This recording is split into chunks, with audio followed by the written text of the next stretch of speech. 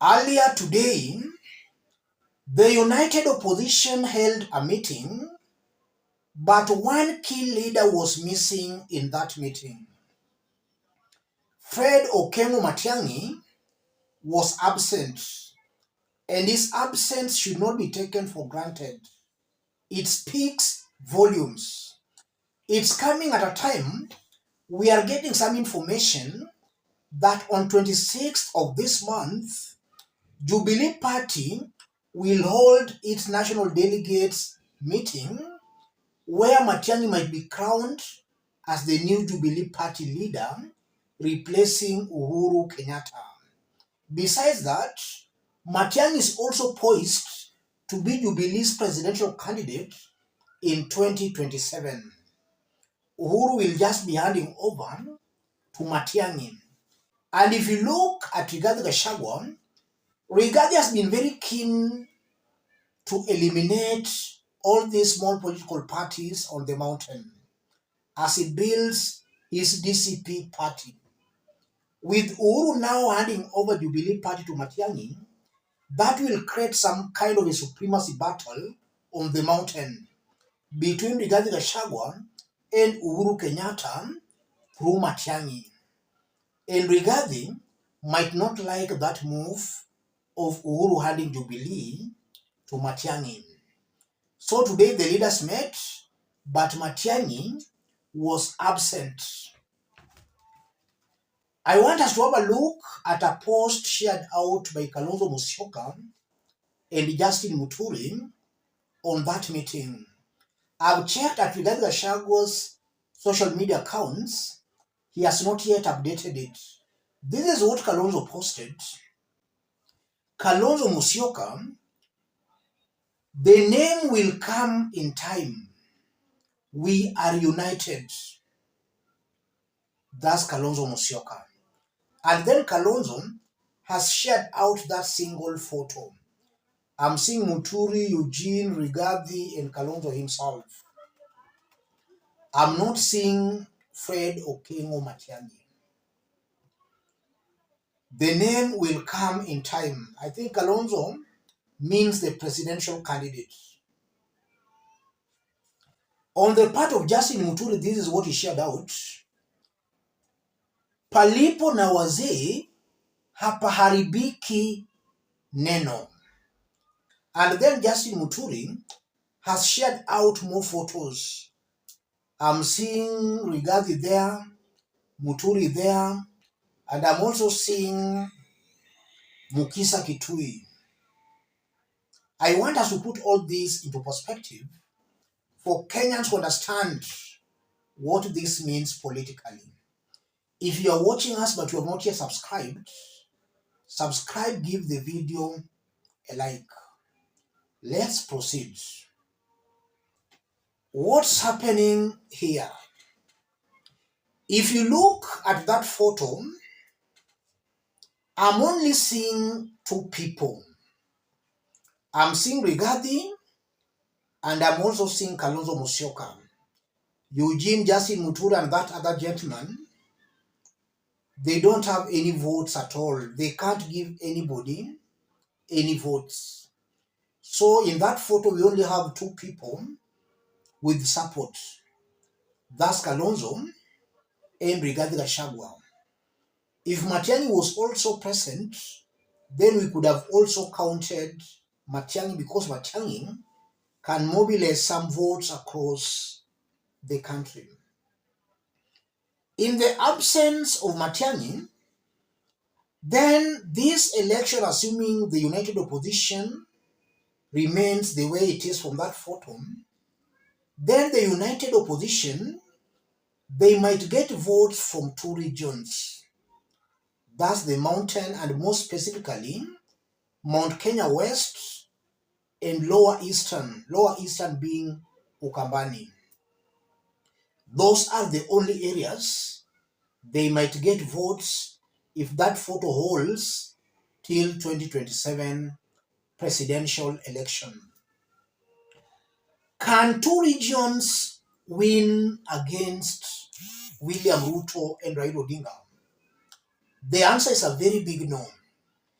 If you look at 2027, or assuming an election was to be done today, with Ruto going with Raila Odinga, and then we are seeing Rigathi going with Kalonzo Musyoka, it's a given fact that William Ruto, in combination with Raila Odinga, will win in Nyanza, in Western, in Nairobi, in Rift Valley, at the coast, and in Northeastern. That opposition will win maybe in Mount Kenya West and in Ukambani, that's Lower Eastern. So it's very clear that will be an election that will be won by William Samoei Ruto.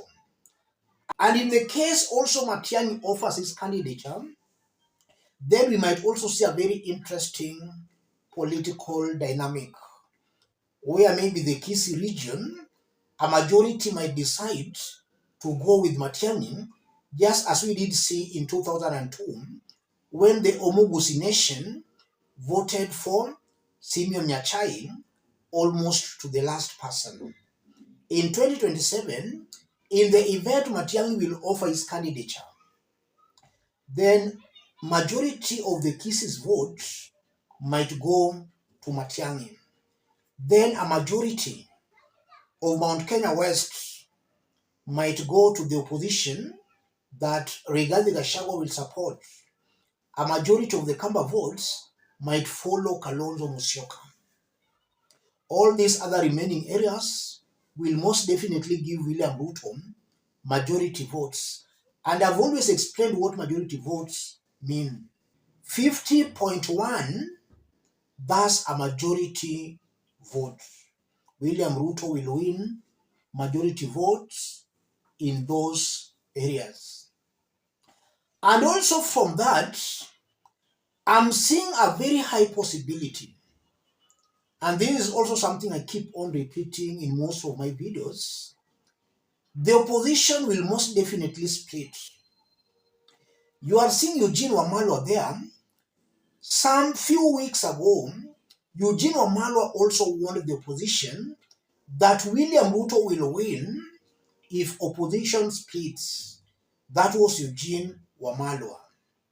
And also yesterday, Machakos Governor Owino Ndeti also warned some opposition leaders against exploiting Kalonzo Musyoka.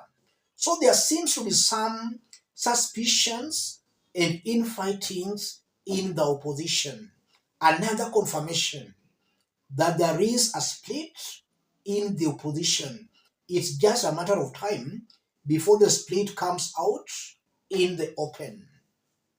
And now if you look at Matiangi, last year during Gen Z protests, Gen Zs themselves called on Matiangi to come back to Kenya and to be their presidential candidate. Matiangi was doing his things in America.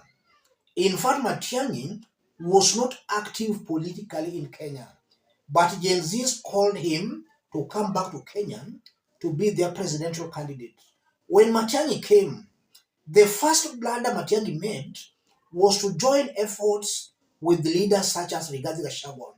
Rigathi Gachagua is an impeached former deputy president, and that means Rigathi fails to meet the threshold on Chapter 6 of our Constitution, leadership and integrity.